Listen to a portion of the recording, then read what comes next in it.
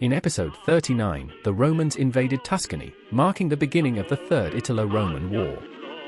After this invasion, they split Tuscany into two halves, both halves far away from each other. Due to lacking self-sustainability, the northern half would unite with Savoy.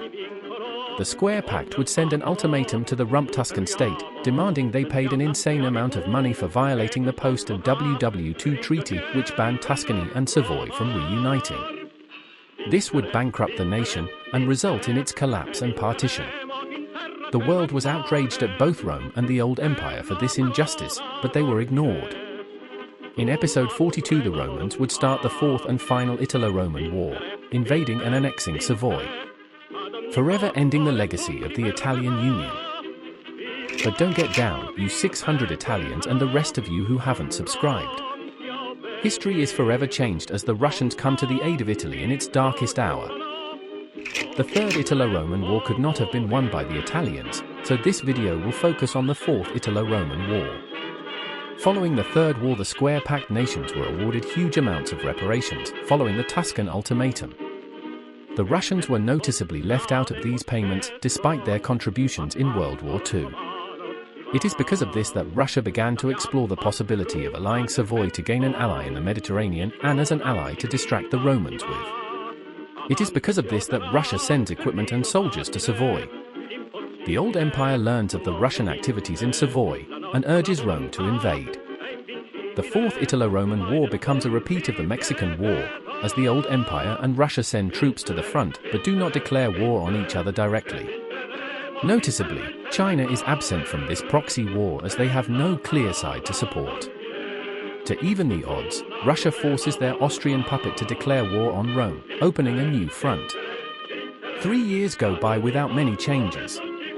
But with a major Italo-Slovenian uprising, Rome's chances of winning plummet. Not wanting the Russians gaining access to the Mediterranean, the Old Empire sends airplanes over Savoy with nuclear weapons to try and scare Savoy into submission. Savoy freaks out and notifies Russia of what is happening. Russia freaks out and mobilizes its homeland army.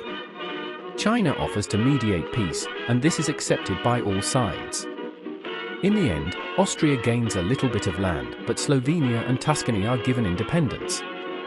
Rome is now once again kicked all the way back to their Montenegrin lands, just like after World War I. Savoy and Tuscany soon reform the Italian Union, and Slovenia joins this time too as the new Italian Union joins the cross-axis. The Savoyard victory butterflies away the South Dutch Compromise, resulting in the Triangle Pact never disbanding. The Old Empire might even convince the Netherlands to invade the south, as the Dutch enters the Old Empyrean sphere. In World War III, I can see the Italians make light work of Rome and the Balkans, allowing Russia to focus on Norway and the Caucasus front. As Galicia falls to Spain and West Africa, the Mediterranean becomes a Russian lake, and I don't think that in such a world the Dutch would even dare invade Russia. Without the Balkan front to worry about, the Russians can focus on Norway, knocking them out. With Libya and Somalia in the war and the Central Asian front collapsing, all hope for the Old Empire is lost. The Sino-Russian ceasefire would likely still take place though, and some minor border changes can happen on the Russian-Chinese border. This allows China to double down on the East Asian theater, overrunning Korea and then invading into Vietnam. The peace treaty of the War of the Greats would see Rome and Imperial Italy forced into the Italian Union. The Greeks, Bulgars and Cretians would join the Italian sphere. Italy's continuous democratic and liberal values might clash with Russian militarism. Italy would become this world's version of India, coming out of World War III mostly unaffected by nuclear annihilation and a bastion of liberty. India might even join the Italian bloc after the war, as Italy takes the Old Empire's empty chair in the tripolar system, becoming the next superpower. Italy would develop their own nuclear program, and many nations who previously relied on the Old Empire, for example Carthage and Sudan, will likely now turn to Italy. As the Italians and Chinese don't clash in many places, they might develop close partnership. This would end the tripolar system, as 2 of 3 poles now stand united against the other. The Second Cold War could be over before it even began. But it's also possible that China and Italy clash over India or some random war in the Americas, so this is not guaranteed to happen. But this is irrelevant, as Italy was free from imperialism again, and stronger than ever. I want to thank you all for watching, and to remind you all that I upload on Saturdays and on Tuesdays, so stick around for the next scenario.